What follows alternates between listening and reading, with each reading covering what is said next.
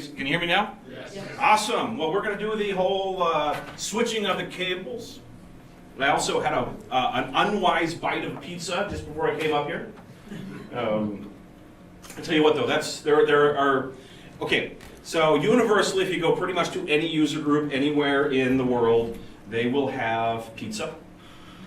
There are very few cities that I get excited. We're not to that slide yet. There are very few cities where I get excited about pizza. Chicago is one of them. And I know you're recording this now, which makes me slightly anxious to say this because I know how passionate this town is about their pizza. But not this town, the town I'm about to dig on in a moment. Where I get the least excited about the pizza is St. Louis. Has anybody had St. Louis style pizza? Your expression says it all. It's like it's almost like the kind of hangdog. It's that cheese. The Provel, yeah. Well, it's the cheese. It's all of it. It's not good. If you get a chance, they love Emo's Pizza is what it's called, and just skip it. If you love Chicago pizza, that will be the worst thing you ever put in your mouth. I'll just say that. Is it okay to say that? Is that unfair? Anybody from Chicago? I should say this before I start. Anybody from St. Louis? Do you love Emo's? I actually much prefer Chicago side. Well, understandably so. Okay, yeah. But I always should check these things because a lot of times I'll make some little offhand joke, and then later I find out that I horribly offended somebody. Like a few years ago, I was giving a talk, and I started out this way. I made a joke about Flash, and that's not hard to do, right? And I made this little joke, and normally everybody laughed. I said, "Hey, something, Flash," right? And normally the whole group would laugh. This time, no laughter. And I'm like, oh, that's kind of weird. And then I saw like the badges right up front, and it said Adobe underneath the names. I'm like, oh, you work for Adobe. And then somebody back says, yeah, we all do, mate. Should have read that email a little more thoroughly. But, it doesn't matter because first rule of show business, always get your money first. But before I kick off, how about one more round of applause for our sponsors, for all the volunteers, all the people who made this happen. Come join me. Very hard-working folks here. And it's great to see such a vibrant community. It's great to see so many people come out, especially to a talk like this. This is kind of bizarre. This is, as far as talks that I give go, this is probably as far as I get from technology, but at the same time, it's one of the most popular talks that I give universally at any tech conference, any user group. So there's a lot of value in there, but it's not necessarily apparent. As you mentioned, 20 years experience as a software engineer. I've been almost 20. I'm rounding up slightly, but it's basically 20 years. I started out in the late 90s. I was a Visual Basic 6 developer. Okay, thank you. A little bit of love from the back. I like it. And you pick on Flash? Yes, and I pick on Flash. No, it's okay. Like I know we've all done things we're not proud of when we were younger to pay the bills. I was a VB6 developer, but I feel like we're all friends here. We could kind of talk about these things and laugh about these things. But out of all the different technologies that I work with, even currently, you mentioned I'm a professional magician. That's true. The cruel irony of life, of course, is that I spend more time writing code now than I ever did as a corporate coder. That's just kind of how my life turned out. I was mystified by that for a very long time until somebody said to me, probably about a month or so ago, I said, I always say that. I spend more time writing code now than I ever did as a corporate coder. And somebody in the back pipes up and says, it's because you don't have to go to meetings anymore. And like the light bulb went off. I'm like, that's exactly why. But there's a lot of technologies I work with, but that's not what I'm going to talk about today. But I guess with all this background stuff, 20 years, VB all the way up, my current passion is Vue.js. I do some .NET stuff. Okay, thank you. A little bit of love in the back again. I've actually got the Surface book now, which is still very surreal to me because I've been a dyed-in-the-wool Apple fanboy since 1987. 1987, I was a child, and I was having arguments with the kid across the street about why my Apple II was better than his Nintendo.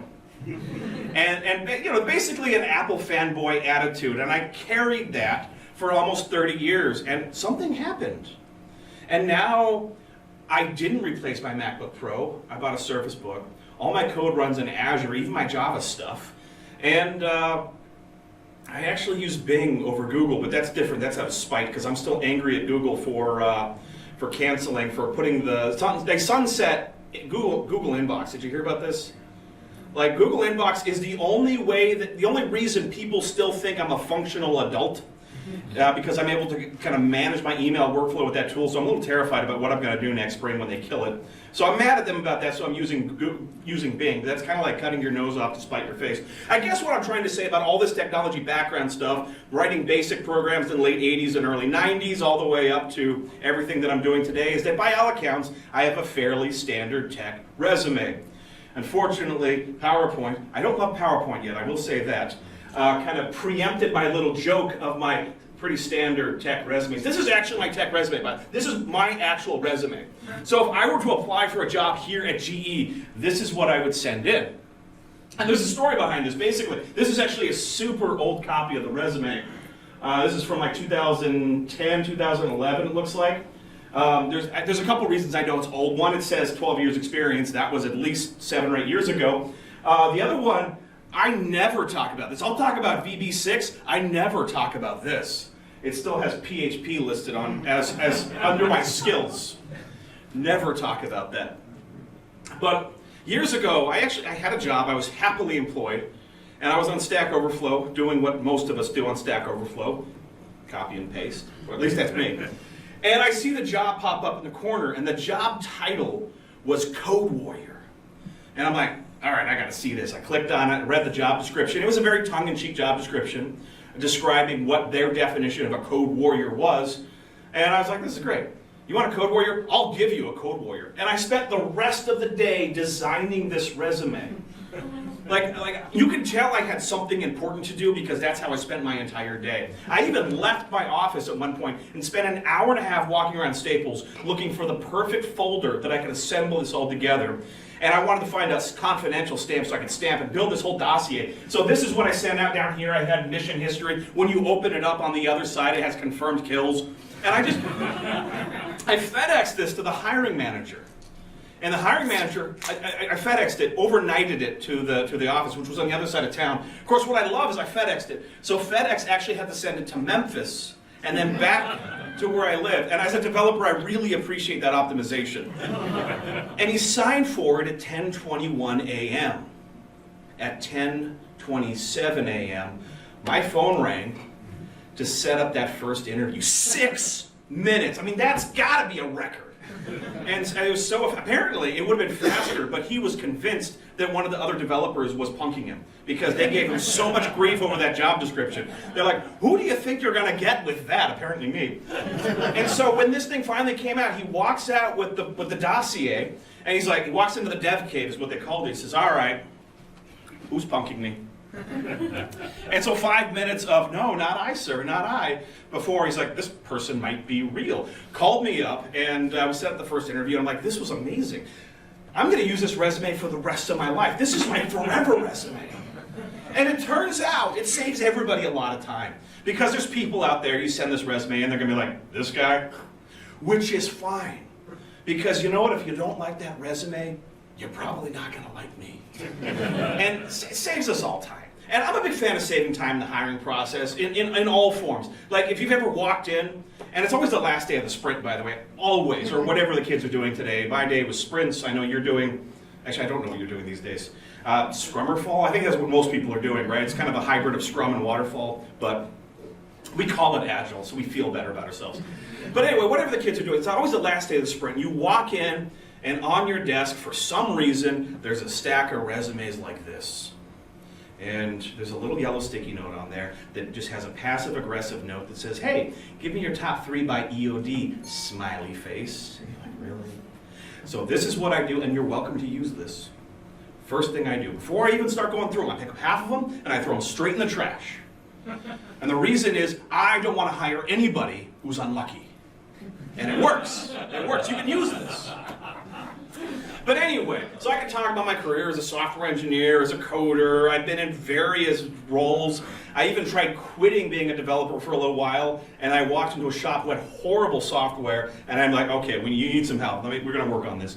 But I'm not, it's really what might be more relevant for this particular talk is not my experience as a software engineer, but actually my experience as a professional magician.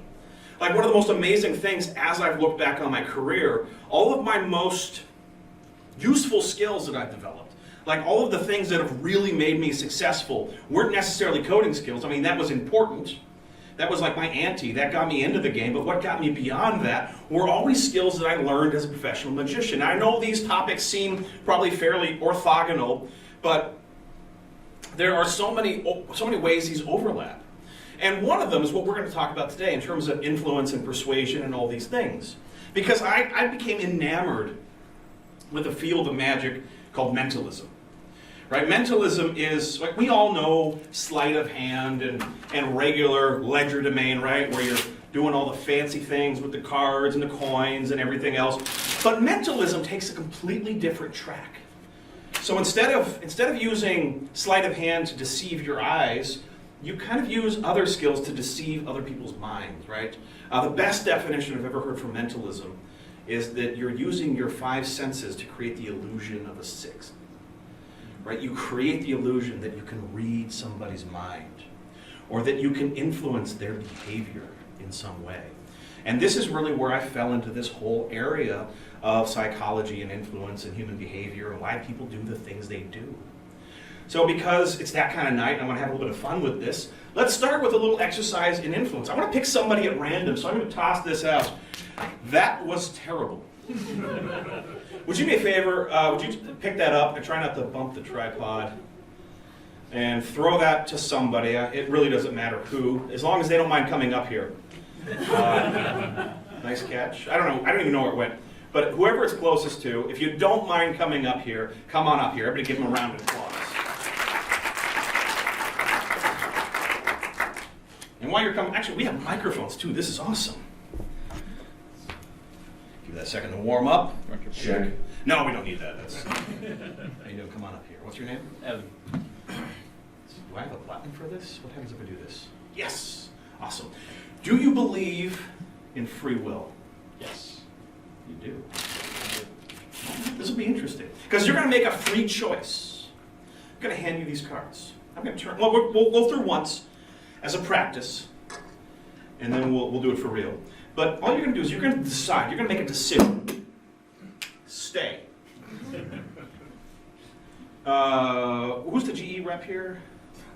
You don't have. No, that's okay. You don't have to come back. I just want to know. Is there like a deposit on these microphones? Okay, we're good. Yeah. There's another one, and just in case we busted that one, there's one more. That's fine. I'll break microphones all night if that's what it takes to give the talk. You're going to make a decision, a free choice.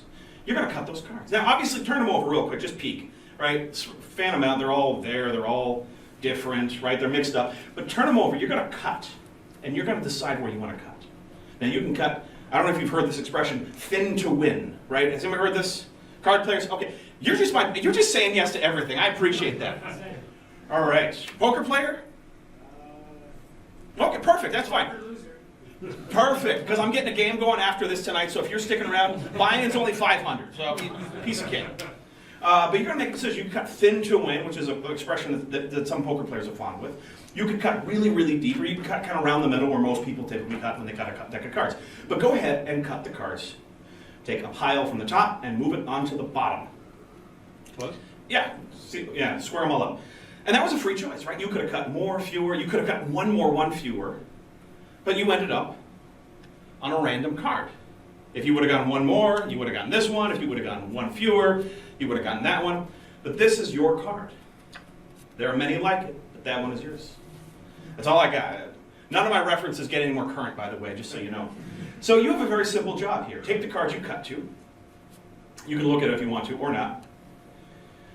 And I want you to turn the rest of the deck face up. And I want you to bury your card face down in the face-up deck. Just somewhere in the middle there. Perfect. And the reason we got to face up, because that way we keep that card face down so nobody else will see it, because they could be, give me little like semaphore signals or smoke signals or something from the back to tell me what it was. Only you get to know what the card is.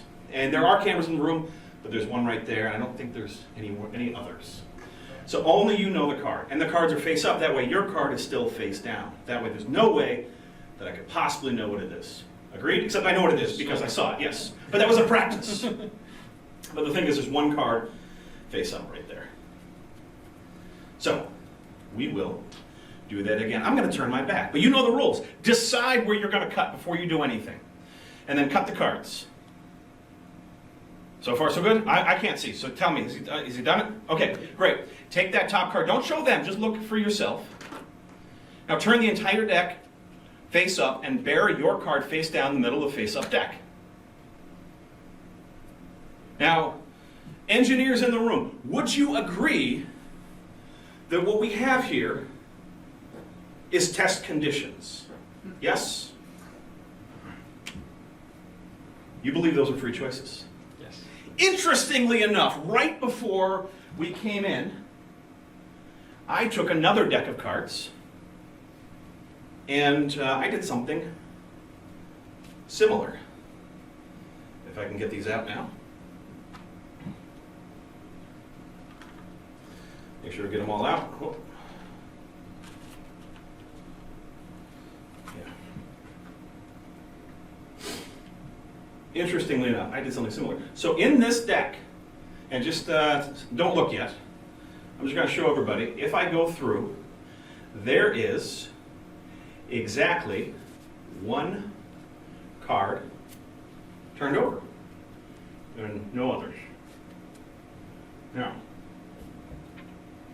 if you go through your deck, go ahead and do it kind of out like that so they see one card turned over. I'm committed. I'm committed to this card.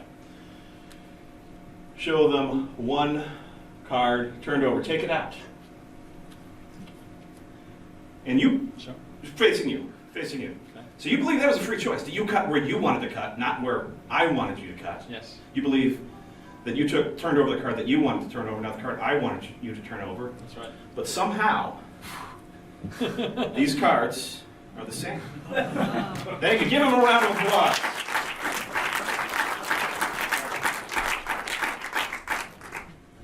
That is, who tweeted oldest trick in the book? I see these. I get notifications. All right, whatever. Anyway, we'll get back to this. So that trick, by the way, that I did, I'm going to turn this off for a second. That trick that I did actually won me an award at a magic competition because it fooled a room full of magicians. And in the end, there was a guy who came up, and maybe you've worked with somebody like this, came up and said, the know-it-all, right? Who doesn't know it all, but wants you to think that that person does. The know-it-all came up to me. He walks up. He says, "Hey, that was a great synchronicity trick you did." I said, "Yeah." He says, "Yeah. That little switch at the end was beautiful." And I said, "No, there wasn't a switch. That was the turned over. That was his turned over." And he says, "Oh, yeah, you're doing the Dunninger thing." And he's fishing. He has no idea. He's like, "Oh yeah, that switch was really well done." And waiting for me to say, "Oh, thanks. I'm not gonna fall for that." Also, there was no switch. And you can watch the video back later if you really want to. And then he's like, "Oh yeah, you're doing that Dunninger thing." No, Dunninger is a mentalist from like the 1920s, and he never did anything like this. But he was waiting for me to correct him again. He was fishing. He was waiting for me to say, "Oh no, that wasn't Dunninger. That was Animan," or something like that. But no, I'm like, no, that was something else entirely. And he just kind of looked at me with a little bit of fear in his eyes and said, "Really? That was real magic." And for a magician, by the way, real magic is just applied psychology, right? And then there's a little bit of everything kind of going into this, but I love this. I love that you can do magic that has no sleight of hand, but also has no explanation. You held those cards the whole time. You had complete control over what you were going to do with them, and yet that's where we ended up. And as nebulous and as mysterious as this is, there's a science to that trick, and there's a science to persuasion, period. And why this matters to us as software engineers is because we think our job is to sling code. And it is. Our job primarily is to sling code. But our effectiveness as engineers really is a function of everything else we learn.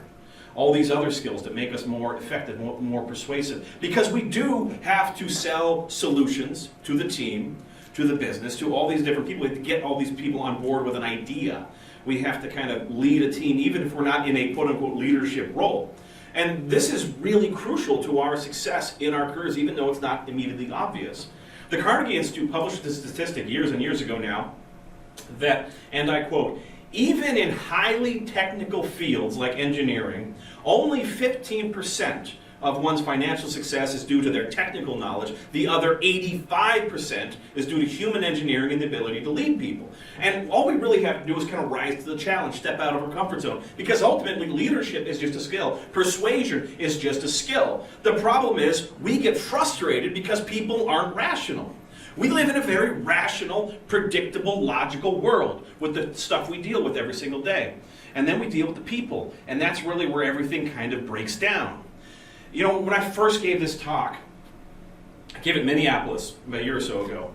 And at the end, a engineer came up to me. He's like, okay, maybe you have some advice for me. And I said, all right. And he laid out a situation where he was just trying to ask for something that he just needed to do his job.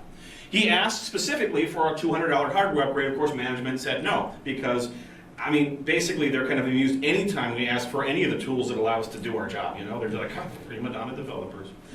And he says, how should I have done this? And the truth is, he could have asked the exact same question slightly differently, just tweaked it slightly, and dramatically increased the odds of getting a yes. Because ultimately, it's not enough just to have a good case or present a very logical case. Success is going to go to those who can make their good case well. And this is really what we're going to be talking about today. How to optimize your case, whether you're arguing for an architecture overhaul, whether you're arguing from switching from jQuery to Angular to Vue or to React, which really shouldn't be something we have to argue for. Or anything else, trying to get team together on an idea or any of these things. So these are 6 topics we're going to cover. Given 2 options, should you present the more costly or the less costly option first? Right? There's really clear data on this. Is it better to tell management what they will save or what they will lose if they do or don't go your direction? If you've got a new piece of information, when should you mention it's new? Really clear answers to these. If you have an idea that has both strengths and weaknesses, when should you present the weaknesses? If somebody praises you, what is the single most effective thing you can do after they've said thank you? And if you want to influence them, if you want somebody to cooperate with you, what is the single most effective thing, most productive thing that you can do before you try to influence them? These are things you can implement immediately because they are things you will come across virtually every day in your life. Oh, did you get that, by the way? Okay, good. And ultimately, it's not just about creating better cases or more logical cases or by logically painting somebody into a corner. The goal is not simply to change other people's opinions. Ultimately, our goal is to affect their behavior. And my guarantee is when you leave here today, you will be significantly more influential and persuasive at work, with your friends, with your neighbors, with your family, and with what might be the most resistant audience of all, your children. I don't have kids, thankfully, but I do know people who find this does actually work with their kids. These are real skills you can use on Monday, or I guess I spend a lot of time at conferences that people are flying out to, or on the No Fluff conferences that happen over the weekend. So I guess you could use these on Friday. You can use them any day of the week. You can use them on Saturday. So whatever you want to do. These are real skills you can use, and specifically we're going to cover 12 tips for building consensus and 6 concrete strategies to make your case optimally. And it starts with this. Very simply, understanding people. One thing I've learned over the years is at our core, we're all the same. You know, I chose you at random because I know whoever caught that frisbee was ultimately going to cut right about where you cut to. Specifically, by the way, and I don't know, and you can, and anybody who's watching this, you can watch the tape back later if you want. I wasn't even looking, but I know that you cut about 3/4 of the way down on the second cut. The first cut, you cut thin. On the second cut, you cut very, very deep. You cut about, maybe about like, I want to say like 20 cards the first time, and then you cut about 42, 43-ish cards the second time. Does that sound about right? Does that feel about right? Anybody who's watching, does that sound legit? That's what people tend to do, because I kind of verbally led you down a path, talking about thin to win, talking about the middle where most people cut, and etc. But at the core of the we're all the same. We all kind of want and need the same things. We need to feel important. We need recognition. This right here kind of follows this. This is Maslow's hierarchy of needs. Anybody familiar with this? Yeah, you're nodding. Okay, a couple people. Now, obviously, this is wildly out of date. I think we can all agree. more fundamental than any of these things. You know, actually, I say that. I was recently on an international flight. I flew from Denver to Bangalore, India. That's a long way, by the way. It's about 23 hours in a plane. And astonishingly, they had in-flight Wi-Fi, but they didn't have in-seat power. So maybe more fundamental than the Wi-Fi, maybe. Up for debate, but I think so. And actually that in-flight Wi-Fi and the lack of power turned out to be a disaster, because I'm like, I'm going to do a little bit of web development. And they had I've never seen this before, but they meter your connection. When you connect to the satellite internet on the plane, on that particular flight, on that particular aircraft, on that particular carrier, they give you 100 megs, which would be plenty for regular people. So I'm like, great, I'm connected, and there's a little circular graph to visualize my data usage. I'm like, cool, start a new Angular app, npm install. By the way, satellite internet is super slow and not super reliable also. So I got most of the way through my npm install, and then I got to check some error, and then it rolled everything back. And I'm like, I'll start again, and I was out of data. So I paid another $20, another npm install. This went on until I ran out of battery. I never actually got my project started. But that's a different lesson for a different day. Let's get back to the topic at hand. We're going to talk about these universal principles of influence. And the number one universal principle of influence, if you want to be influential or persuasive within a team, in an organization, anything like this, number one rule, before you look around the room and ask yourself who can help you, before you look around and say, who am I going to try to influence, the very first thing you do is you act first. In other words, go in with this idea of how can I help other people? How can I invest in these relationships? This is the number one principle of influence. This is the law of reciprocation. Now, the law of reciprocation basically states that I am obligated to give to you the form of behavior that you first give to me. In other words, if you do me a favor, I owe you a favor. And in this context of obligation, people say yes to those they owe. And you find evidence of this all around. Now, one of the most interesting studies I found on this was carried out years and years ago by some sociologists and psychologists working professors at Brigham Young University out in Utah. And they did a study that is now colloquially referred to as the Christmas card study.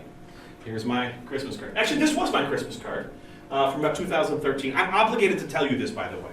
Like, I have to pause and tell you this. This is me in the middle, the cool Santa. This is Larry and Larry. Larry's the least cool Santa because he didn't think that he needed to take additional steps to secure a Santa hat on his helmet. We're only falling at 120, 140 miles an hour. It'll be fine. His hat was gone immediately. I like to think it blew off and like fluttered down to Highway 288 there, and landed on the windshield with a family of four, a couple kids in the background, and they just saw that, and they were horrified. I don't know. Maybe I don't know. That's what I like to believe. This is why it's good that I don't have kids. Like, I would mess with them. I would never let them know I'm a magician, and then I would just do little like random magic things. And I'd say eat your peas, and they said I did eat my peas. Look again. This is why I shouldn't even be allowed to be near kids. Anyway, so I guess what I'm trying to say here is I'm a skydiver, and I have to tell you this. It's one of the rules of being a skydiver. It's like being in CrossFit, same thing. I'm obviously not in CrossFit, but I do skydive. In fact, there's a joke. There's a skydiver in the room. How do you spot them? Oh, don't worry. They'll tell you. But anyway, so this is my Christmas cards. I'm using this to talk about the Christmas card study. The Christmas card study was a simple experiment to test this principle of reciprocity. If I send a Christmas card out to somebody who doesn't know me and I don't know, will they send one back out of obligation? Now, they wanted to control for things, because obviously if you're getting a pretty fancy Christmas card from Dr. Such and Such, maybe you're like, well, this person seems important. I'm going to send one back. So they controlled for this. So they did send fancy ones, foil stamped, embossed, very beautiful, high-end Christmas cards, signed Dr. Such and Such and Dr. Such and Such. And on the other end of the spectrum, They wrote Christmas cards on a piece of printer paper in Sharpie. Happy holidays to your family from ours, their signature, and just sent that out. Like the literal cheapest Christmas card you could possibly produce. Now, they wanted to see how that affected response rates. They got a bunch of random phone books from random cities, just opened to a page, picked a name, and sent something out. And they thought they'd get some back. They were actually overwhelmed by the number of responses that they received and continue to receive to this day.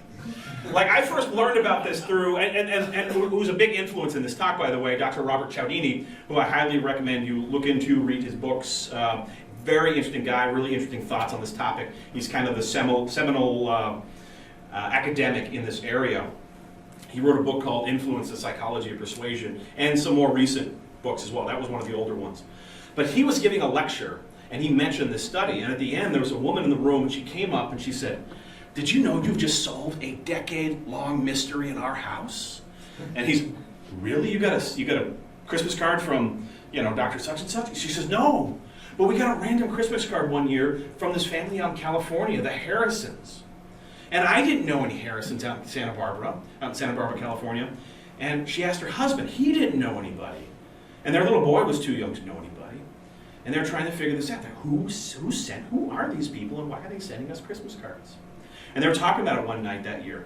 And she said, "Do you think we should send one back?" And her husband said, "That would be weird." And she said, "It's weird that they sent us one." And after lots of deliberation, she couldn't stand it, so she sends one back. And what happened was the families traded Christmas cards every year for over a decade. Now, there's a really interesting postscript to this story, because their little boy, Timmy, I guess, grew up. And not only when he grew up, he was going off to school, and he got accepted, of all places, into a program at the University of California, Santa Barbara. Now, for whatever reason, and I don't know the story here, but for whatever reason, his dorm wasn't ready. And he needed somewhere to stay for about a week and a half, 2 weeks. They were trying to figure out, because they were stretched pretty thin at this point with tuition and books and the meal. You know how it is. And so they're stretched pretty thin, and they're trying to figure out if they can afford a motel or what, and what's a good part of town, what's a bad part of town, and anything else. Do we know anybody he could stay with? Do we know anybody in Santa Barbara that we could ask? The Harrisons. Never talk to these people. Pick up the phone, dial information, get their number, get connected. And the woman said, "Hey, you don't know us, but we've been sending Christmas cards back and forth for the last 10 years. And yeah, that's us. Anyway, our boy Tim, he's going to school. He's going to Santa Barbara. He needs somewhere to stay for a couple of weeks. Do you know anywhere?" And then on the other end, they said, "Tim? Little Timmy? He could stay with us? Of course he could stay with us."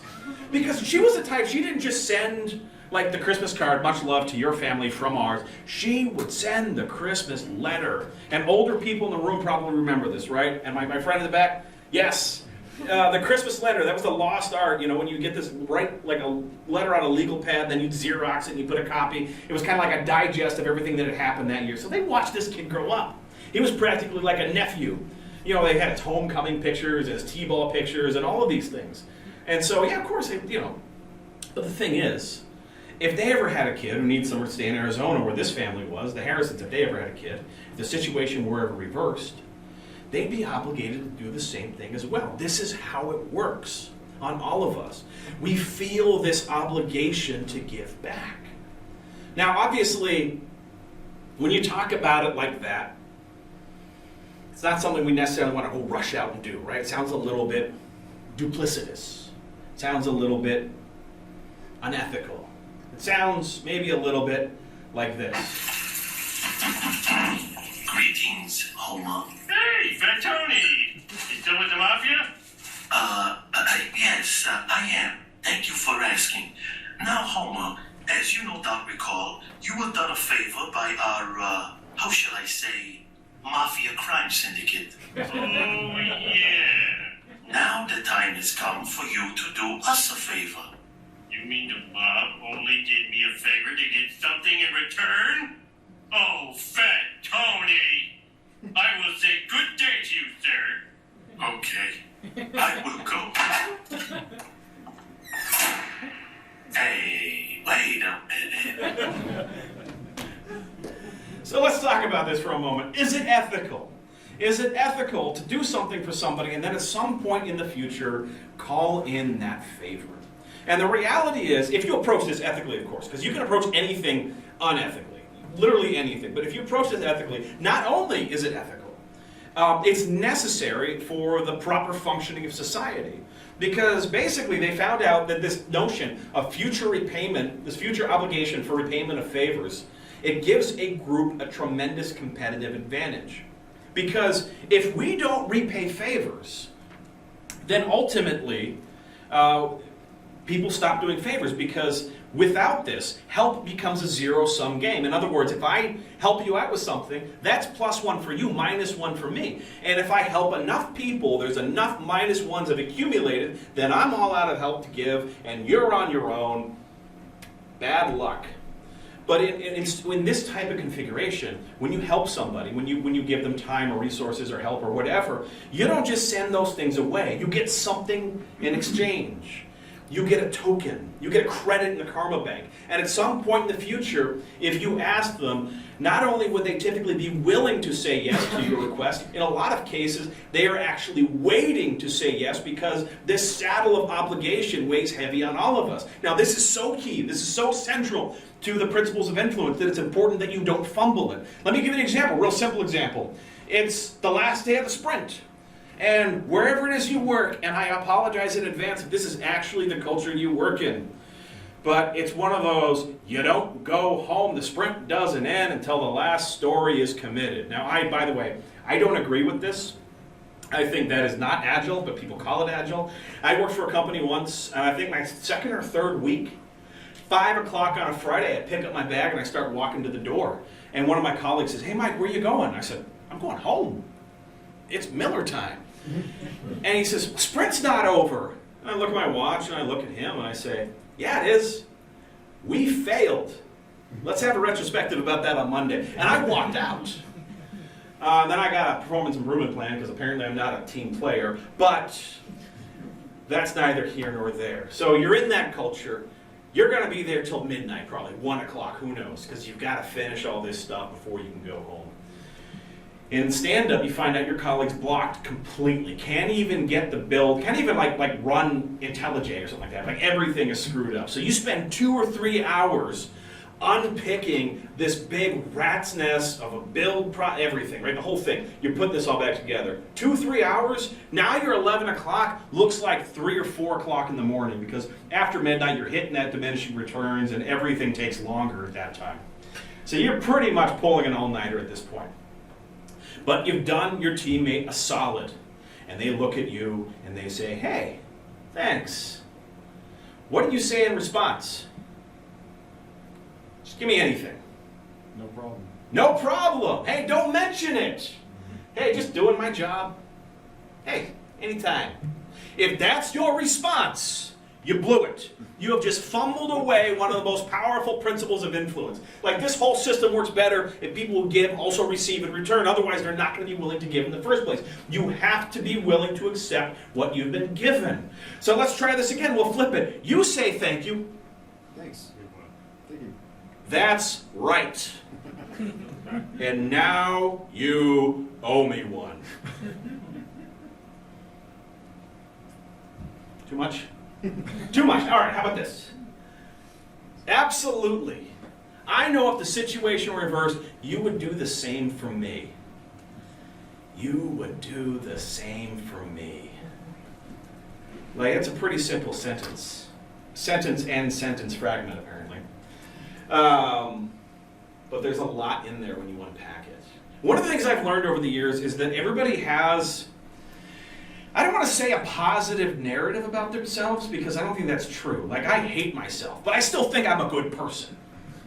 And that's true of most people. And Dale Carnegie talks about this in How to Win Friends and Influence People, that no matter how awful you are as a human being, we all agree, we all feel like at our core, beyond our mistakes and bad decisions and foibles, that at our core, we're still good people.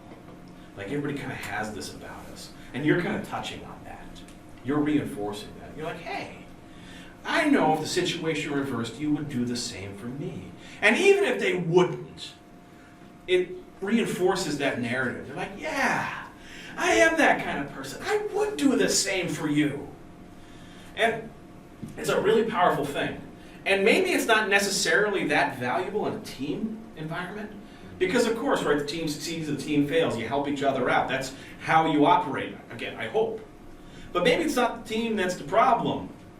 Maybe it's the boss. Hello, Peter. What's happening? I'm gonna need you to go ahead and come in tomorrow. So if you could be here around 9, that would be great. Okay? Oh, and I almost forgot.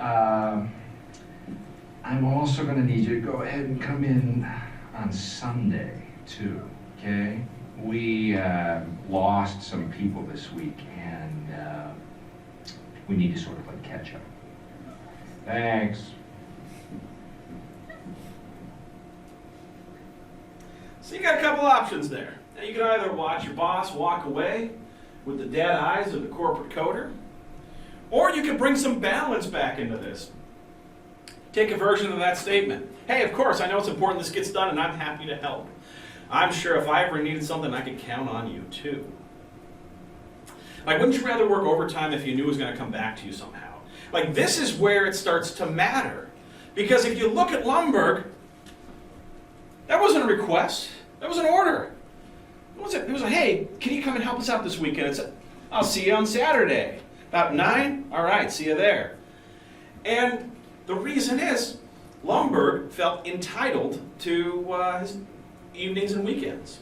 And that's how some managers are, right?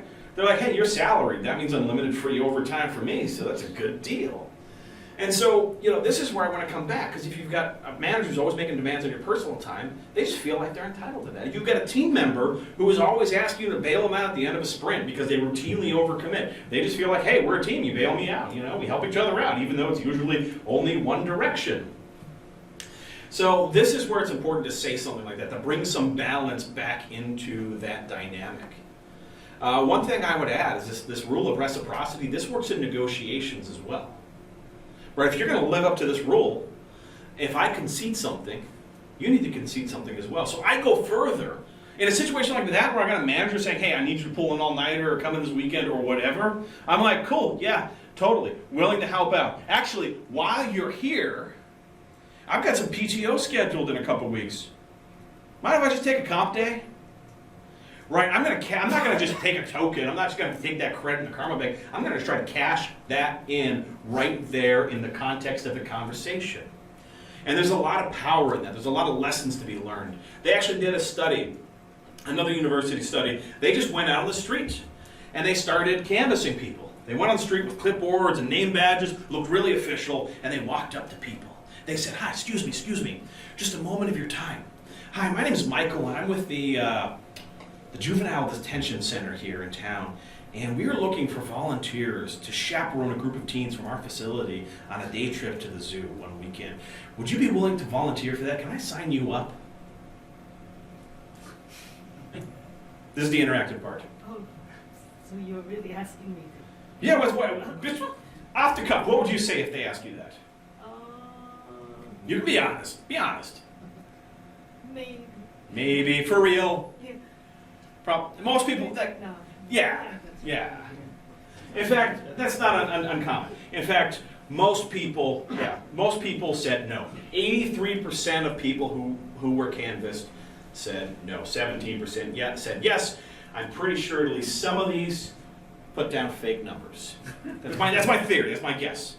But then they did this. Same day, or next day, same street, same canvassers, different day. They walked up to people and, excuse me, hi, my name's Michael, and I'm with the local Juvenile Detention Center. We're out here looking for volunteers today. We're looking for volunteers to be big brothers and big sisters for teens at our facility. Now, all that's required of you is a commitment of about 4 hours a week for 2 years. Can I sign you up? No, absolutely not. I think they got some no's. They probably got, some expletive no's, there's maybe a couple of 2 years. I don't even know I'm going to be in 2 years. 2 years? And then they followed it with this. So 4 hours a week for 2 years. Can I sign you up? No. Well, what about this? We're also just looking for volunteers one time, one afternoon, at your convenience. to schedule, to chaperone a group of teens with some other folks on a day trip to the zoo. Might you be interested in that? Maybe. Yeah. And so what happened, they asked that question, and the response they get, they actually tripled the number of yeses to the exact same question. And so there's a lesson to be learned here. We always start with a larger request. If you're interested in getting people to say yes, you always start with a larger request, and then you can always retreat back to what you were interested in all along. But we don't do this, right? We do the opposite. We know this. Anybody who's bought a car knows this. We've been through this stupid little dance. All right, well, this baby right here is $23,995, and you're like, well, you got your phone, right? You're like, well, the blue book on this car is about $19,500. And the salesperson tries to be a little dismissive, like, oh, nobody pays blue book. And you're like, I don't think you understand how averages work. And you're back and forth, and then they're like, okay, well, I can come down to 23 even. What can you do? And then you're coming up, and you're going in. They're like, okay, what can I do? And they're making a big show out of it. Well, I'll throw in the undercoating. I don't even know what undercoating is, but they threw it in on my car. They threw it in just as a gesture of goodwill. And then I came up a little bit too. And you go back and forth, and finally they're like, well, I gotta get approval from my manager. And then they leave the room, and you're sitting there for like 15 minutes, and they come back in sweating, and they're like, okay, my manager's really mad at me, but if you could meet me at 22 even, I think we can make a deal. And then you feel bad. You're like, I don't want your manager to be mad at you. And so you do it, and then you get the warranty, even though you know that the only person losing on the warranty is you, and all these other things, and you have the service plan and everything, and you go home, you want to take a shower. Right? We don't want to be like that, and I get it. But let me give you an example. We're going to go back to our engineer who wanted a $200 hardware upgrade. Now, I want to start with this. That's not what the engineer wanted. I'll paint a picture for you. First day of the job. Comes into the office, fills out all the forms, sits down in a dusty cubicle with nothing but an analog phone. And this is the first time that engineer thinks, what have I done? And then looks at the HR person because nobody else is talking. That's about it. So, welcome aboard. And he says, nobody told me, is this a bring your own device environment? Like, oh, no, you can't do that. We'll get you a workstation. And then the HR person runs off and comes back with a big dusty beige tower. And he's thinking, why is HR setting up my computer? That's not a good sign. So they plug this thing in, you hear that hard drive spin up, big cloud of dust blows out the fan exhaust, and it boots slowly, about 12 minutes, it finally boots up, you hear that Windows login chime. And not to put too fine a point on it, but I'm pretty sure this machine had a turbo button. So this was the computer, and then he tried to run IntelliJ. Yeah. So he'd sit there coding away. About every minute or so, IntelliJ wakes up and says, you know what I haven't done in at least a minute? Index the whole project. Hang on a second, let's see what we got. Oh, there's 12,000 files in the source tree. This is going to take a moment. And then everything just grinds to a halt. Knocked right out of flow state. Wait. Finally it comes back to life. Where was I? Oh, right back where I started from. Code, freeze. Now, this guy was a go-along, get-along kind of guy. He tried to make it work until finally it wouldn't work anymore. He says, I gotta do something about this. So he went and asked for an upgrade. He asked for a $200 hardware upgrade. That's not what he wanted. What he wanted was a brand new, fire-breathing, like triple 4K monitors, liquid-cooled. He wanted this, right? But he didn't ask for this. He's like, what's the smallest thing I can ask him for? Solid-state hard drive, that'll do me. That'll at least, maybe it'll boot up a little faster. Maybe it won't take 15 minutes for my J2EE project to start, or whatever it was he was working on. And so he asked for that. And they said no. And he had nowhere to go. But this is what we do. We censor ourselves. Before we even start, we just decide, oh, they'll never go for this. But the data overwhelmingly points to the efficacy of this. If there are genuinely valid requests at different levels, always start with the largest ask first. right? Give them a chance to say yes, because if they say yes, life is good. And if they say no, it doesn't matter because you still have a more moderate request to retreat to. And when you do that, they'll be obligated to budge as well. Now, the key thing with this is you need to do this right away. You need to come back with your counter request. Come back with your counter request right away in that moment. The data shows that if you do that in the moment, it's treated as a concession. If you go away and then you come back later, you sit back at your desk, you're like, wait, Michael had something for this. Yeah, we need a counter request. And then you come back, those are treated and those are perceived as separate requests, not as concessions in the context of a negotiation. In other words, now you just look like another prima donna developer who just needs the tools necessary to do their job. Some people. Robert Cialdini, Dr. Cialdini describes it like this. He says, if you retreat from the situation, you lose. If you retreat in the situation, you win. In other words, if you leave, you lose. If you retreat, if you come back with a counter request, you say, okay, you won't go with that, how about this? Then you win. Now, first tip for building consensus, begin in a friendly way. Because however you start this conversation, you're setting the tone for the dialogue. Now, I get the impression, I'm not going to name names, but I get the impression that this individual let the frustration of the situation build into table-flipping levels of rage. Finally, can't do this anymore, walks in the boss's office, kicks the door open, starts screaming about how I can't work like this. He's just set the tone of the conversation. He's oriented everything towards a conflict. He's put his boss on the defensive. So now instead of, oh, tell me more, you seem quite upset. Now the boss is yelling. I don't know, does anybody watch Bob's Burgers? Anybody? Okay, a couple nods, good. Underrated show, would you agree? Yes. I haven't watched the current season, but underrated show. There's a scene, there's a moment that happened in that show where Bob, the proprietor of Bob's Burgers, if you hadn't guessed, was arguing with another person. And at one point, they're just screaming at each other. And then Bob says at one point, he says, why are you yelling at me? And the guy comes and says, I'm just mirroring your energy. And then they're like, oh, and then everything de-escalates. That's really what happens.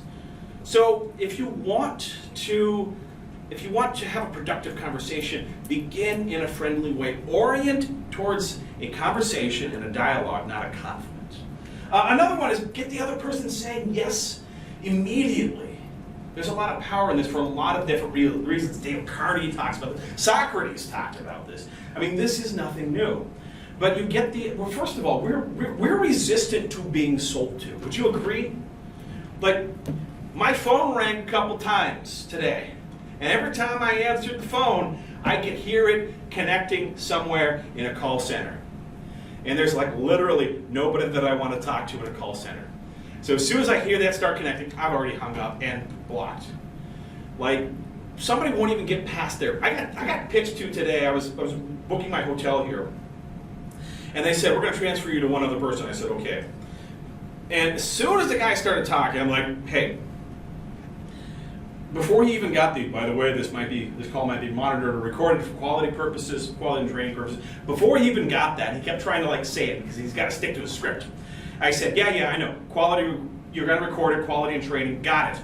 I just want to start, I'm not buying anything. You can tell me whatever you want, I'm not buying anything. He's like, well, you don't even know what I'm offering. I'm like, it doesn't matter, I'm not buying anything. He's like, you haven't heard me out. I said, I'm not buying anything. He says, what's your source? You know, they got the little script. They turn the page where you've got whatever your reason is that you don't want to buy the thing. So what would you say the main driving factor behind this? I'm not interested. And they don't have one for that. If you say anything else, they're going to outlogic you. So just don't. I'm not interested. I hate to see you miss out on this opportunity. Yeah, I know. Thanks for looking out on me. You're a real good person, but I guess I'm just going to have to suffer. Are we done? We don't want to be sold to. And I didn't even let this person get into any of this. We don't want to be sold to. I made a lot of money as a trade show magician in my career. I don't do this anymore. It feels too dirty on my soul. But anybody ever go to trade shows? Right? Okay, yeah. You know what your job is when you go to a trade show. It's not to go to the corporate sponsored lectures. It's not. You're going to the parties, right? One. But two, you're going to the exhibitor floor, and you have one mission: to get in, get the good swag, and get out without anybody swiping your badge. That's how it works. That's what you do. And so everybody kind of walks around. They're looking at the floor, and they're periphery. They're like, ooh, USB sticks. Oh wait, that's USB 2. Never mind. No, I don't need another stress ball. Ooh, battery pack for my phone. Right? And you grab all these things, and then you get out. And like, if you got out with fewer than 4 swipes, like, that was a good day. Like, you can filter out 4 swipes pretty easy. But my job was to sell to people without really selling to them. I'd catch them off guard. They'd be walking around like this, blinders on. I'm like, hey, how you doing? I'm not buying anything. I'm like, no, I'm not selling anything. Don't worry, hey. I'm the magician. Just a little bit of entertainment today. How you doing? Enjoying the show? Here, grab a card. So where do you work? No kidding, GE. What do you do there? That's interesting. So you're talking about moving to the cloud. Hang on, let me introduce you to my friend. Now you saw our card trick, and before you know it, you're talking to salespeople, and I'm gone. I'm moving to the next person. Like I said, I don't do this anymore because it feels so dirty on my soul. But if you want to get over that, you start with like these little simple things. You know, get the person saying yes immediately. Just kind of get them in this agreeable mode. You can make your case incrementally. You're like, hey, you know, you want to make sure that we're happy and productive, right? No boss is going to say no to that. And you're getting them kind of from this from a no mode into a yes mode. And if you want to see this masterfully done, watch an infomercial. I've been watching. Like I was a night owl. I didn't sleep a lot. I had like insomnia in the 90s. And in the 90s, if you turn on the TV in the middle of the night, all there was paid programming, and they always do the same thing. And this is like 50 years of A/B tests over and over and over again, designed to figure out how to get people to get off the couch. That's not easy to do. Walk over to the phone, dial a number, pull their credit card out, and buy whatever it is they were selling. And so they always start with one of those kind of like underhand, like softball pitches, like wiffle ball. They just toss one of these out into the audience. Something like, would you like to look younger and healthier without changing your diet or setting foot in the gym? As a matter of fact, I would. You know, what if it only required blah, blah, blah? Huh. And then they kind of incrementally make their case, and they get you yes, yes, yes, yes, yes. And then they get to the pitch, and then they get to the, but wait, there's more. And before you know it, because supplies are limited,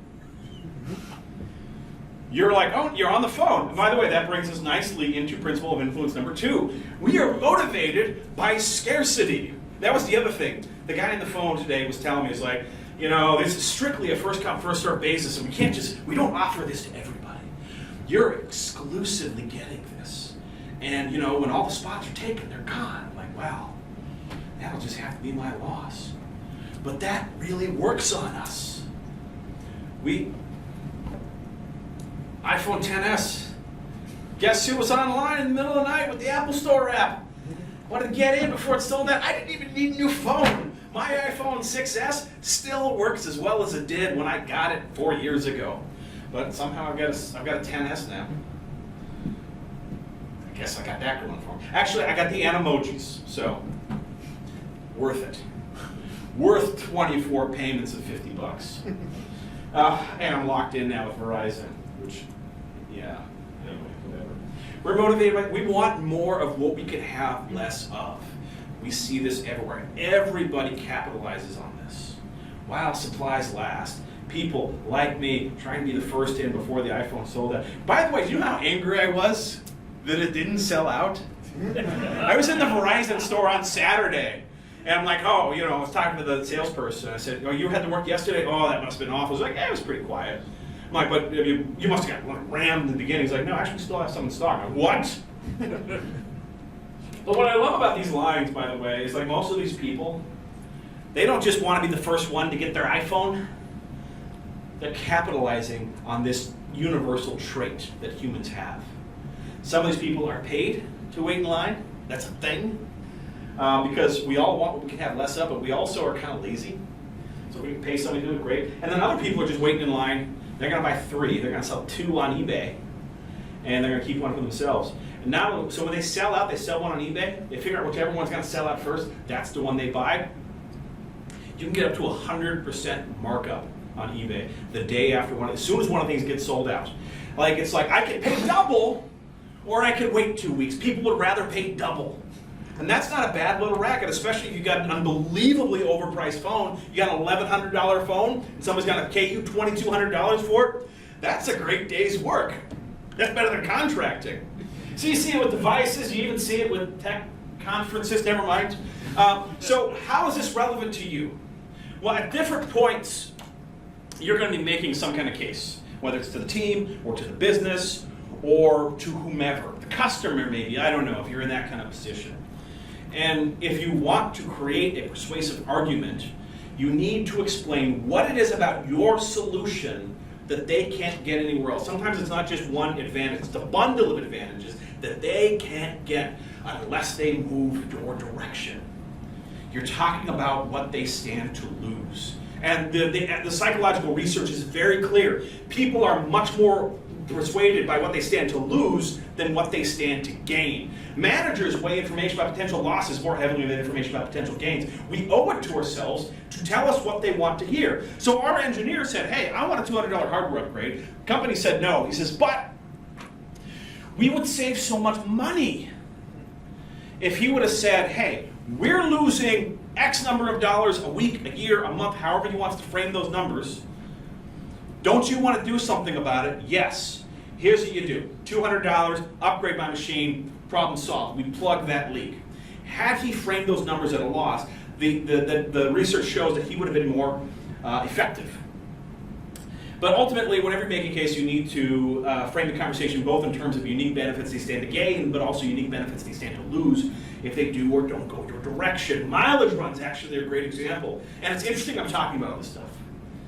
Because, you know, while you're learning these, other people are learning these techniques to try to use them against you. And you might wonder, well, how does this work if everybody knows all these things? It still works. Mileage runs. You know, any frequent flyers in the room? Okay, you're kind of nodding, you're kind of nodding. I feel doubly sorry for you folks, by the way. Not only do you have to spend a ton of time on planes, which already sucks, but you have to spend a ton of time at O'Hare. It's not my least favorite airport, but it's in like my bottom 10. Ordeal. I've never had like a perfect experience at O'Hare. Worst case, I've been out there at least 3 times where they just start rolling out all the cots. They've got like 5,000 cots that they just lay all over the terminal because there's 20,000 stranded passengers milling around somewhere to crash. Well, when that happens, we just go home. Oh, that's true. That's true. I was stuck. I ended up getting an Uber from Chicago to Des Moines. Yeah, I had to be there. And the Uber driver loved it. I felt bad at first because I always assumed that they know where you're going when they get the request. You're like, hey, do you want to pick somebody up and take them to wherever? I didn't realize that they don't reveal the destination until they pick you up. And so I'm at O'Hare, and I found 2 other passengers who was like, yeah, I'll split it with you. And the car rolls up, and this young kid hops out, and he hops out, full of energy, he's been drinking the Rockstar, and he comes out, he's putting bags in the trunk, he's like, where are we going, gentlemen? And we said, Des Moines. He's like, oh, is that North Shore? I'm like, no, it's in Iowa. For real? I'm like, did you not know? He's like, no. Are you serious? I'm like, yeah, is that okay? He's like, go away, Siri. He says, are you serious? Oh, I see how that happened. That's not very good. He said, are you for real? And I said, yeah, his eyes are real big. He said, is that okay? He said, yeah, no, that's great. Hang on, just give me 2 minutes. I got to call my girlfriend. Yeah, no, it really happened. Yeah, Des Moines, yeah. I don't know. It's got to be a lot, though. And he was really excited. He's like, we got to hit one stop real quick on the way out. I got to get gas, and I got to get Red Bull. Is that cool? I'm like, we're buying, dude. We bought his gas, bought his Red Bull, and between us, we all like threw together and got him a hotel and gave him a good tip. It was like $600 or $700, which was less than what it cost to fly, by the way, especially when we divided it up 3 ways. And we got out there. He crashed out. I haven't heard from the guy since, but I assumed that he like slept and didn't try to drive back, and something awful happened. I'm assuming he's fine. I don't even know why I went there, but that just popped in my head. Now I feel like I'm bad about it. Anyway, so it's just me. I guess I just have bad experiences over here because you can just go home. That makes perfect sense. Perspective, I love it. So frequent flyers, do you know what mileage runs are? Yeah, okay, a couple people nodding. Everybody else is it? Okay, got a lot of shaking the head. So all the non-frequent flyers, first of all, lucky you. I'll explain. When you fly a lot, you get a frequent flyer number, and they track your miles, stuff like that. Now, if you start flying a good amount, let's say you fly 25,000 miles in a calendar year, you earn status, basic status. If you fly United, you get Premier Silver. If you fly American, you're like, is it gold? Does it start gold? So it's a gold, platinum, platinum pro, and executive platinum? Okay. You get status. Let me tell you what status is worth. First of all, they give you something. Let's see if I can get this off here. They give you a luggage tag. Yeah. So this one's got my name on it. It says executive platinum. And so it's a luggage tag. I never check that bag. That's my laptop. Never, ever will I check my bag. It'll fit under a seat.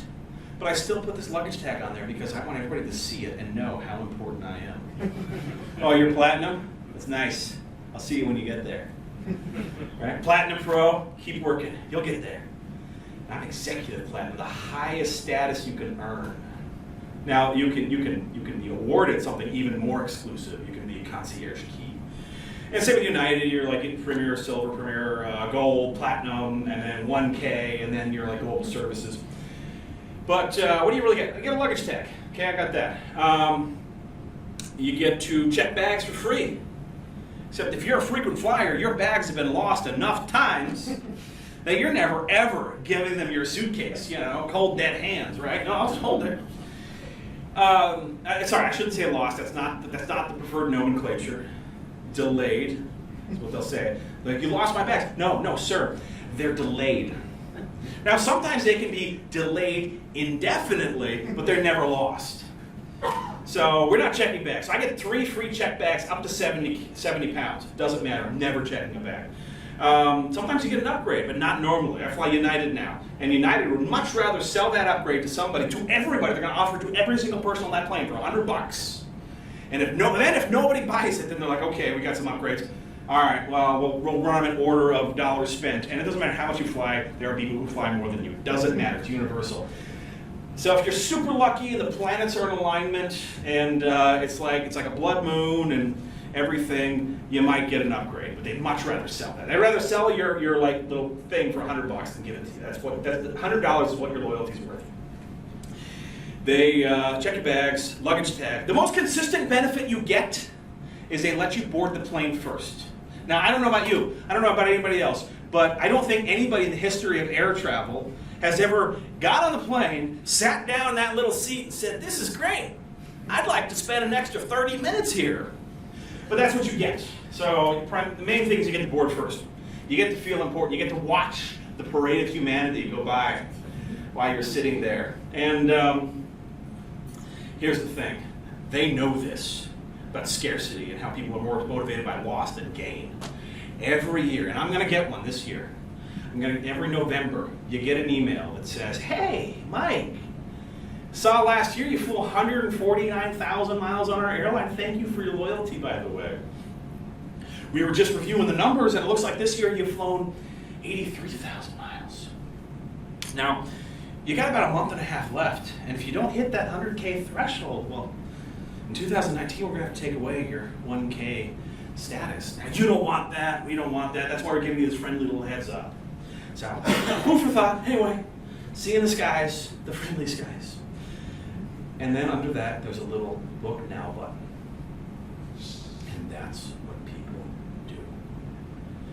They buy tickets to cities they don't want to go to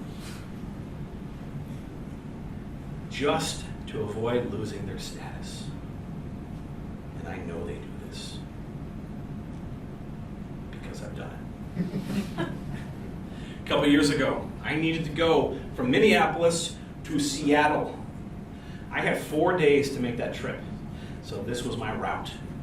Minneapolis to New York. Yeah, it's a good start. New York to LA. LA to Hong Kong. Hong Kong to LA. LA to New York. New York to Seattle. I could do that in 4 days, and it was going to cost me like $900. And I'm like, ship it. 22,000 elite qualified miles, by the way. It's a good deal. I was going to spend 18 hours in Hong Kong and 34 hours on a plane. But I was executive platinum for another year. Anyway, one thing, if you want to be effective in persuading people, dramatize your ideas. Don't just give them data. Don't just give them facts. Tell a story. This is why I have this style of speaking. That I tell a story about flying to Hong Kong via New York on the way to, via New York twice on the way to Seattle from Minneapolis. Because I could say, oh yeah, people are more, I could talk about statistical results of studies where they've talked about this.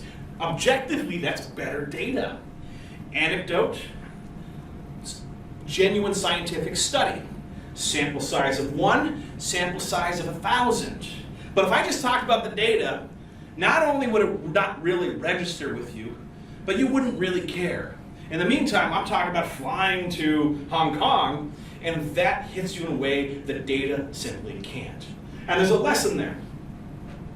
When you're making a case, whatever it is, don't just stick to the data. Tell a story. And I don't mean necessarily a story like, once upon a time there was a server, and this was a sad server because all of its friends, I don't know. Don't do that, right? You're gonna lose them. But I mean, dramatize your ideas in some way. Here's one example. If you want to do this, you can try this. Let's say where you work, everything, all the hosting is on-prem, and this is problematic for a number of reasons. One, you're the one getting the phone calls in the middle of the night. You're the one patching the servers, right? You get the phone calls if like the primary drive on the SQL servers, or I don't know what you use. MongoDB, that's what cool kids are using, right? Your Mongo. Actually, if your single instance of MongoDB fills the hard drive and you don't have a replica set, you're gonna have a bad day. So, anybody have that other than me? Have that happen to them? Crashing MongoDB if you don't have a replica set will like ruin your freaking life.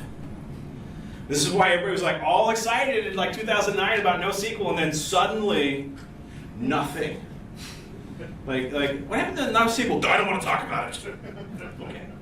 Anyway, not going to get into that. I was a DBA for a while, so I like a SQL DBA, so I have strong feelings about all these different things. By the way, you know what DBA stands for, right? What? Hang on, what? I mean, if you want to get technical, that's what it stands for. But I like it better as I think it's more accurate would be don't bother asking. In my opinion. But anyway, so you're patching servers, you're dealing with hardware issues, because as far as management's concerned, like, you do computers, right? Those are computers.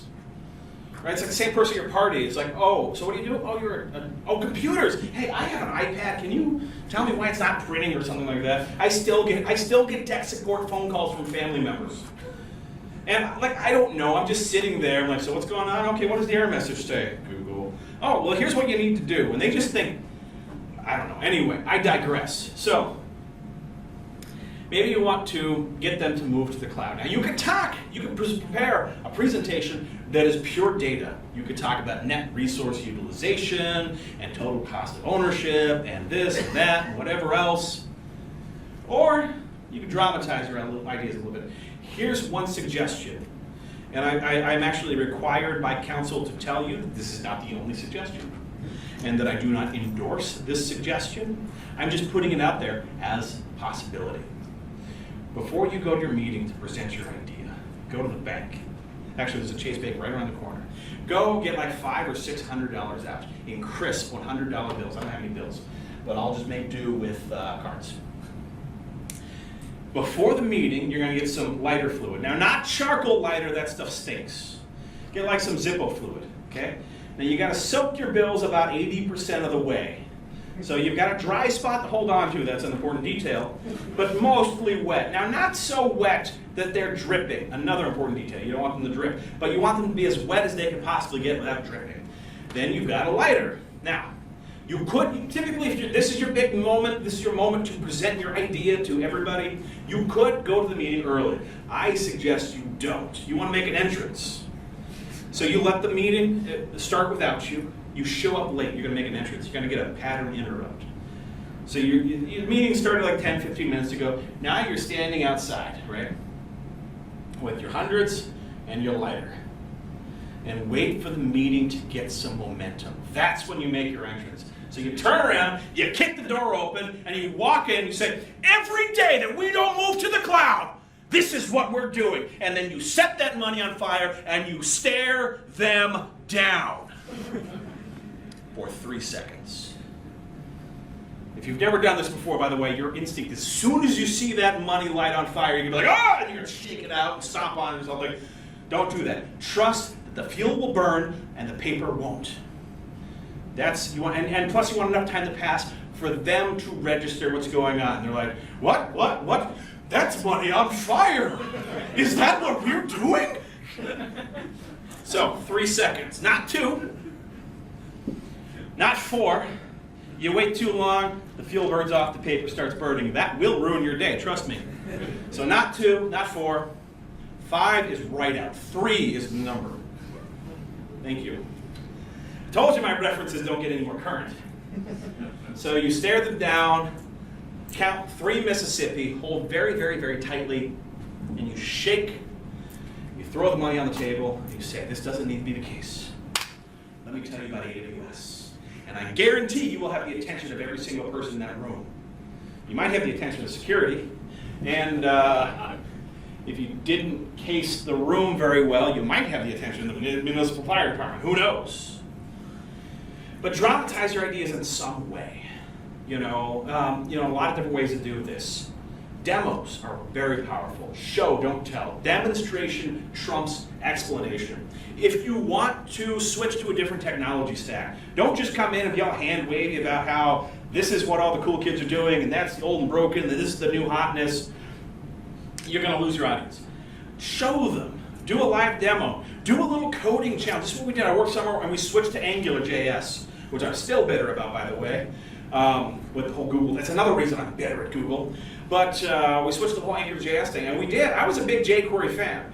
And I know the kids these days, they're like, I don't use JavaScript. The only JavaScript framework I use, they say to me, I use a JavaScript framework called Vanilla.js. Maybe you've heard of it.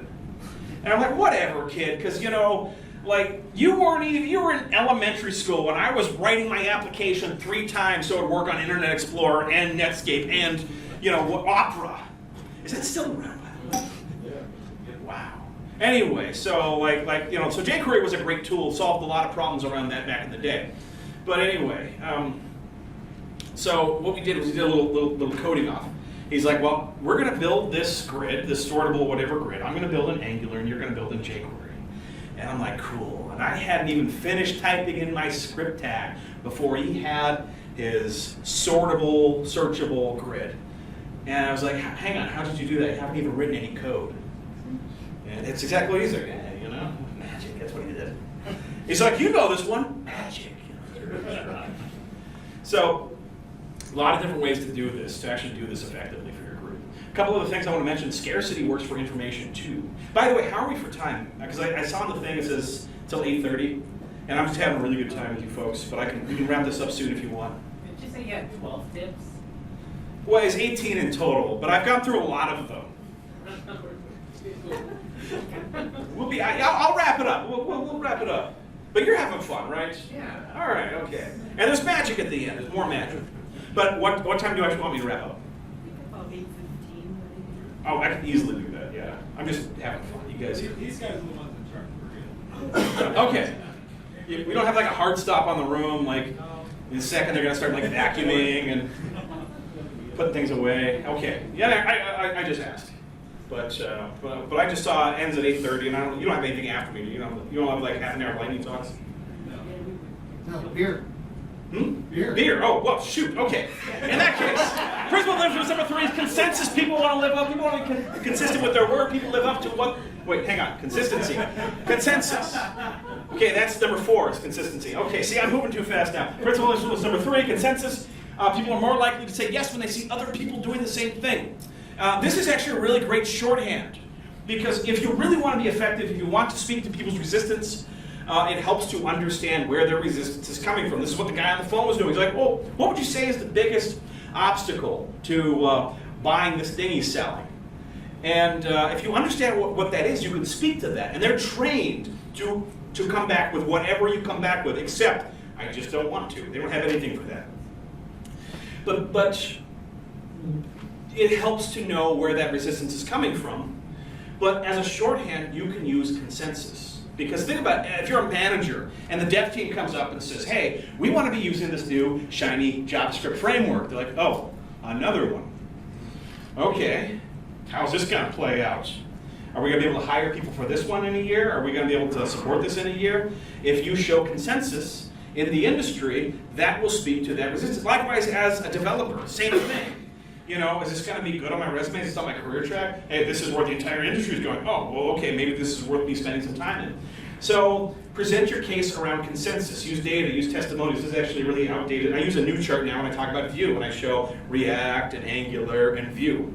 Right? I use that because people are like, oh, this is really where the industry's going, and all of a sudden they pay better attention because I leverage consensus. And you can get benefit from that too. A couple pro tips. This is one of the 12, not one of the 6. Listen to other ideas, don't contradict. Like, even if somebody has a bad idea and you know it's a bad idea, even if it's the stupidest idea you've ever heard, at least hear them out. Because at our core, a lot of us, we just want to be heard. And you owe it to people, if everybody has an equal say and we're ultimately going to do your thing because you're a lot more persuasive than everybody else, let other people talk too. And listen, you know, and I get to this towards the end, and I'm going to start moving a little quicker now. Principle influence number 4 is consistency. People live up to what they write down. People want to be consistent with their word. This is a really powerful thing.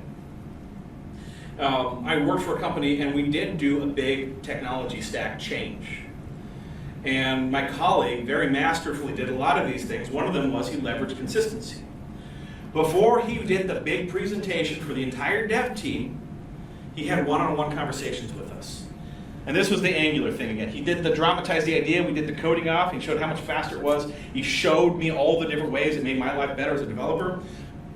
But before we got to the big presentation, he talked to every single person one-on-one and said, hey, what do you think of this whole Angular thing? I pretend you think it's a good idea, I don't know. You're like, this is a Java user group, why are you talking about JavaScript? That's the same thing, right? Same thing. I was talking to a friend of mine on the phone, and he said, yeah, there's you wrote a little Java thing for me. I'm like, I don't think JavaScript. He's like, yeah, Java. I'm like, JavaScript? And there's so many different versions. My favorite is Java's to JavaScript like car is to carpet. But you're what do you think of the JavaScript thing? This is one-on-one. There's no pressure. There's no other peers to judge. She said, what do you think about this? I said, yeah, I think this is worth exploring. He says, I'm going to present this to the team. Can I count on your support? I said, sure. And I didn't realize what a powerful move that was. Normally when you present something to the team, you're like, here's my idea. What do you think? Crickets. Everybody's looking at everybody else like, are you going to talk first? Do I need to talk first? And whoever talks first kind of tips the dominoes one way or the other. Because the first person who talks hates the idea, even if you were like cautiously optimistic. Now you start to second guess yourself. Did I miss something? Maybe this is a bad idea. Or if the person who talks first is in favor of the idea, it gives you just a little bit more confidence. And then the next person gives you a little more confidence. So he talked to everybody. He knew how this was going to go, but he pretended like he didn't. He's like, so what do you all think about this? And he looked at me first. And I'm like, I think this is a good idea. And that gave everybody else a little more confidence, who was already going to say this, by the way. And by the end of it, by the time it went all the way around the room, we were excited. We were chomping at the bit. Let's do this. Let's rewrite the entire application today. So, powerful stuff.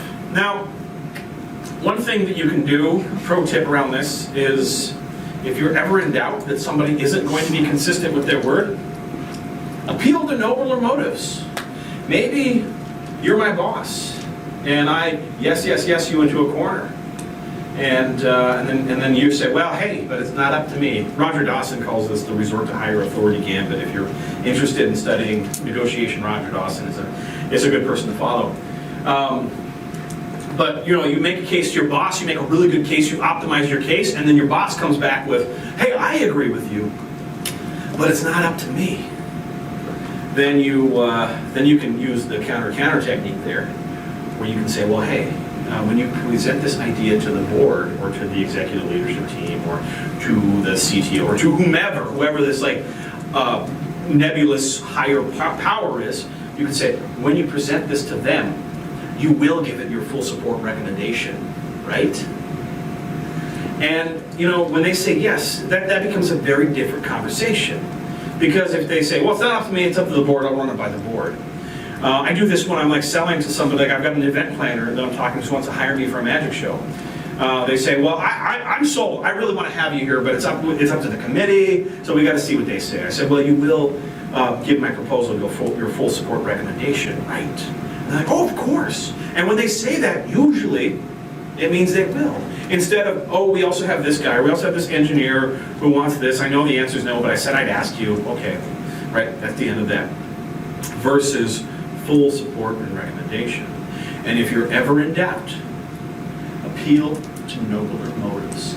If you're my boss, I'd look you square in the eye, and I say, you will give it your full support and recommendation, right? And you say, yeah, sure. And I can just be like, awesome, I know you're a man of your word, thank you. Right? He doesn't want to prove me wrong. So, I mean, you can throw that out there. But anyway, we got 2 more to get through and some time to do it, because it's beer 30 after this. Principle of influence number 5 is authority. If an expert says it, it must be true. Right? We have a regrettable tendency in our culture for expert worship, right? This is where we get into that frustrating situation where we propose something, it gets ignored, things get worse, we propose it again, it gets ignored, it gets worse, and then they're like, what we should do? We need to bring in an expert. Really? Then they bring in their outside consultant who suggests exactly what you've been suggesting, and you're just like, really? Really? If you want to avoid that, if you want to be more persuasive, my advice is to realize that you are the expert. Period. End of sentence. End of story. And people push back. They're like, well, I mean, I'm a junior developer. I've only been on the team for a couple weeks. I just graduated. I'm young. I'm whatever. It doesn't matter. If you are paid to have an opinion about anything, you are an expert on that opinion. You might be the most junior expert on the team of experts, but you are an expert on the team of experts. And it's important to carry yourself as such. And I talk to people, sometimes people think, well, I'm in no position to make a recommendation because I don't think I'll be perceived as an expert because I just joined the company, or I'm young, or I'm new, or whatever. Sometimes you're in the best position to make a change in an organization because you haven't been there long enough to get used to the smell. I was consulting with a company one time, and I was a CRM consultant. My job was 20 hours a week to set up their CRM. And they would pull me on to these like marathon conference calls, which is fine, I'm hourly. And everybody else had work to do, and I'm just like, whatever, I'll put you on mute, let this, put myself on mute, let this go for a couple hours, I'll make dinner and do laundry and whatever. Occasionally, like, yeah, that's fine, click, back to whatever I'm doing. And there was a challenge, and the challenge was to print custom images for every customer. It was a coupon image that had a unique code and a unique barcode on the image. And all the developers just couldn't figure out how to do that. They're like, that's really difficult, that's like graphics programming, that's way outside of our expertise. And so I take myself off mute, I said, you're a PHP shop, right? I said, yeah. I said, that's like 2 lines of PHP if you're using ImageMagick or 2D. And they're like, no, maybe it's easy for you. I'm like, it's easy for anybody. Somehow I got volunteered to do this thing. So I built the whole thing. It was a little more than 2 lines of code in the final implementation, but conceptually it was 2 lines of code. And if you understood that, you could build everything around it. And so I built all this stuff, and I demoed it to the team, and they were happy they didn't have to do it. And the business was happy because they got their feature. And they said, well, run it by Jim. Jim's the expert. They said, run it by Jim. And if he says go ahead, then it's a go ahead. And I did a code review with Jim. And I knew that something was off when I started going through the code with Jim. And Jim said, why are you using classes for all these things? And I said, it's object-oriented. He's like, oh, you're one of those. And then we do the code review. He's like, I guess that's okay. So I like it better when it's all in just one, you can just read it. It's like a novel, start to finish. And okay. And then he says, all right, I'll zip it up and send it to me. I'm like, cool, happy to do that. Where do I commit? He's like, yeah, you delivered on your commitments. I'm like, no. I want to check it in. He's like, yeah, no, I checked it out. We're good. Jim, I'm going to be unambiguous. I would like to place my source code into a source code repository. How would I do that? He's zip it up and send it to me. 12 developers. Jim was the source control. There were 1,800 files in the source tree, and on average, Jim had 17 copies of each. Class.php.old, class.php.mike. And everybody just kind of got used to this. The business got used to it. Yeah, it takes about 3 or 4 months to do a build. Yeah, we're a startup, but we do it right. We take our time with these things. And so I'm a CRM consultant. I'm not even a developer in their eyes. But come in and sometimes you're the best position to make these things. Because for everybody else, this is like Stockholm Syndrome. They're like, yeah, this is just how we do it. We love it. It actually works really well. I mean, if you gave it a chance. So anyway, if you have to establish your expertise in a group, you have a couple things. Your background, your resume, your experiences that you're drawing on to make this recommendation. And we all probably have source control nightmares. So that's a good one. And your trustworthiness. Now this is the tricky one. Because how do you establish yourself as trustworthy if they don't know you? If you're speaking to a room full of strangers, maybe you're presenting to the board, maybe you're presenting to a bunch of developers that don't even perceive you as a developer. There's a very amazing answer to this. If you want to establish your credibility, if you want to establish your trustworthiness, the easiest way to do this is to lead with a weakness in your case. It's not what we typically do, but it's the right thing. Because when you do this, instead of going and trying to sell everybody on how great your idea is, start with a weakness. Start with a drawback. Say, hey, I wish I had a perfect solution for you, but this is engineering. There are no perfect solutions. All we can do is the best with the resources and the constraints that we have. There's a very real drawback to what I'm about to propose. Here it is. However, and then you can show how the strengths of your idea dramatically overwhelm that particular weakness. When you do this, it establishes you not only as knowledgeable enough to know both the pros and the cons about your solution, which is shockingly rare. Most people know all the pros, they get very excited about all the pros, and they've never explored all the downsides of their idea. But not only that, it also establishes you as honest enough to bring the cons to the surface. When you start with the weakness, you make yourself credible. And when you're credible, your strongest arguments shine. Now we're going to wrap it up. Principle of influence number 6, the final principle, by the way, because it's almost Miller time. People, what are they drinking in Chicago? What's the local beer? Old stuff. Yeah. Actually, there's a great little dive bar near here where they had like $5 PB&J. It was a slice of pizza. Yeah. Slice of pizza, a beer, and a shot of Jameson for like $5 or something like that. It's like the best deal. Anyway, that's just me. I'm cheap and I like beer and whiskey and pizza. Anyway. People prefer to say, now principle number 6 being like, people prefer to say yes to those they know and like. So what makes people like us? Very simply, similarities, complements, cooperative efforts. To say that less succinctly, we like those who are like us, we like those who do like us and say so, and we like those who work with us in a cooperative way to achieve success. This is the last one, so we're on the home stretch. If you want to be liked, there's a couple simple things you can do beyond this. One is realize you can't win an argument.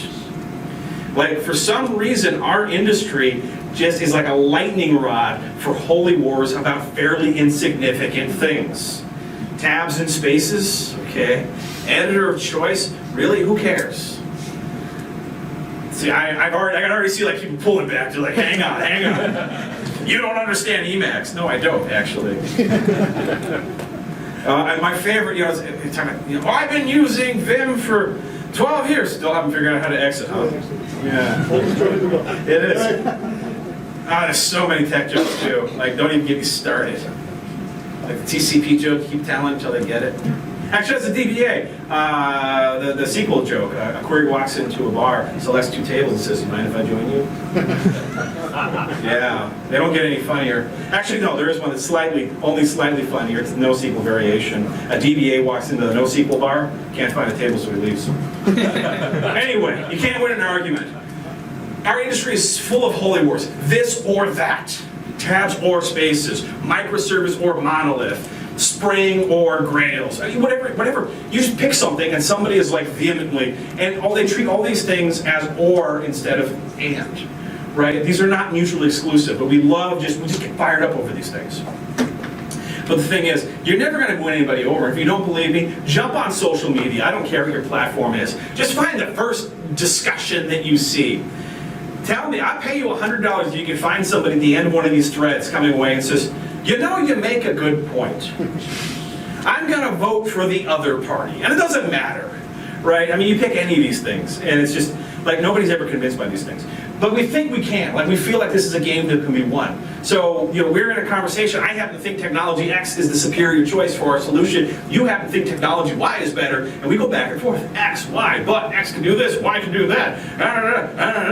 And then, in the end, here's my power move. I just say, well, I'm the senior developer on this project, so ultimately it's my call. And we are going to go with technology X. I'm not going to do that, I'm kidding. We're going to go with technology X. You're just going to have to deal with it, right? Did I win that argument? I mean, I won, right? We're doing my thing. But if we're honest, if I pulled that on you, honestly, if we're like for realsies honest for a moment, if I did that to you, like just a little bit, you kind of want to see that project crash and burn, right? Be a bit resentful. Yeah. And it works both ways. If you pull that move on me, I kind of want to see your project fit. Dale Carnegie likes to summarize these things in little couplets. He says, "A person convinced against their will be of the same opinion still." The reality is, in an argument, 9 times out of 10, both contestants leave more convinced than ever that they are right. We're just not wired to argue effectively. All we do is we come up with more and more reasons why we're right. And then we go away, and this is what the internet is so great. We just go to I'mRight.com and find all these statistics and come back, and here's all the reasons why I'm right and you're wrong. And we convince ourselves, we're like, I'm even righter than I thought.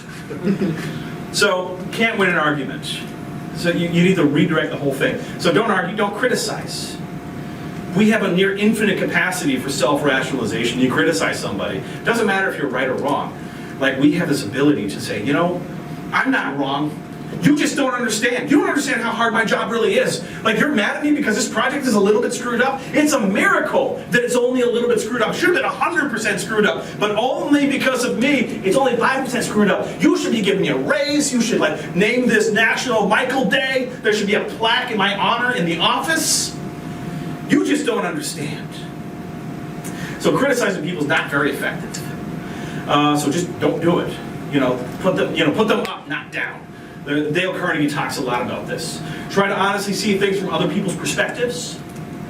There's a lot of value in that. You actually understand why they feel the way they do, and you can speak to that. Admit when you're wrong. Nobody cares. Nobody cares. In fact, people appreciate when you're like, "Oh, I was wrong. Turns out this is the thing. Turns out Mary's right." And if you don't believe me, let me ask you this. Have you ever interviewed a candidate who didn't know the answer to a question, but kept talking anyway? And you're just like, you're talking yourself out of a job. Just stop talking. Admit when you're wrong. There's nobody keeping score at work. They're like, well, Tim was wrong 25 times this year. Wow, no raise for him. Admit when you're wrong. Be a good listener. If life's a game where every time you make a statement, you get a red chip, and every time you ask a question, you get a blue chip, don't be the person with only red chips. People don't like that person. People don't want to cooperate with that person. People feel resentful towards that person. A couple other quick things before we wrap up. Let go of ego. Let go of ownership of this idea. Let go of credit for the idea. That's a difficult thing. right? A lot of organizations, you're like, no, I need to be seen as the person who did this amazing thing. So I get recognition for it. So first of all, let me ask you this. Go back. If you kind of want to see my idea crash and burn, you really want to see your idea succeed, right? You're invested in your idea. So if I let you do most of the talking and you come up with an idea that's shockingly similar to mine, I'm not going to say, oh, well, so you like my idea then, huh? Okay, we'll go with my idea. You're like, wait, what? No, I just thought of this. Now I'm perceived as that person who just goes around and like writes my name on everybody else's work. And we've worked with that person too. We don't like that person. So let them think it's their idea and go so far as to put them in the spotlight. Say, hey, that was a great idea, well done. Even if you independently came up with that idea as well, even if that person's trying to steal your idea. Because think about this, in those cultures, in those environments where you are rewarded for good ideas, how powerful is that in an environment, in a team environment where people have to claw and scratch to get credit for an idea, if you'll just give it to them. Say, hey, that was a great idea, well done. You need to see and appreciate this person, publicly applaud them. That's a powerful move. You know, this goes right back to the beginning with what we were talking about with reciprocity. Because that's the kind of thing that changes these toxic cultures. Not somebody coming in and saying, hey, we should stop doing this, but somebody actually stepping up and being that first person to do the right thing and have the courage to do that. You know, the whole I'm Spartacus thing. But guess what? We're done. Oh, wow. That was longer than I thought. We'll wrap it up. So we made the case optimal. We talked about all these different things. And these are the books. Dale Carnegie's How to Win Friends and Influence People. Anybody actually read it? Nice. Oh, that's like the highest percentage I've ever gotten. So everybody who raised their hand, is there anybody who would not wholeheartedly recommend this book to everybody in the room, even though it's like 100 years old? Is there anybody who you would not wholeheartedly recommend it? Okay. Fair. Fair. That's fair. That's actually the first person who's ever raised their hand. But seriously. But that's fair. And if we had more time, I would talk about this. Yeah, we'll talk offline. I would recommend it, but it makes me a bit cynical. Yeah, I can see that. But you know, we'll talk about this. We'll talk offline. It's worth reading. If nothing else, read it and draw your own conclusions. The old one, been around forever. I think it's the concepts are as relevant. Some of the examples are not. Like he talks about the Harding administration, and you're like, what? I talk a lot about Robert Cialdini, Influence, the Psychology of Persuasion. Good stuff in both of these books. And I know we're wrapping up. And I said real skills you can use on Monday, or I guess technically Friday, or tonight, or tomorrow, or whatever.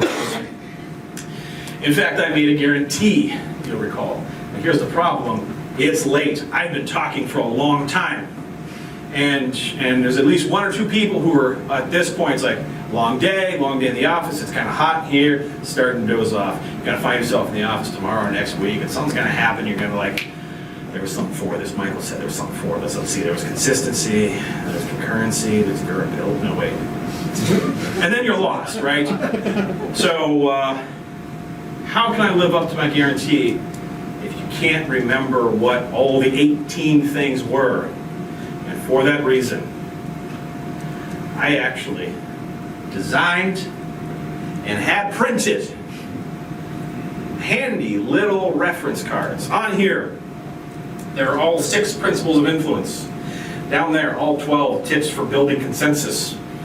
I will hand these out at the end. Now, these right here are my gift to you.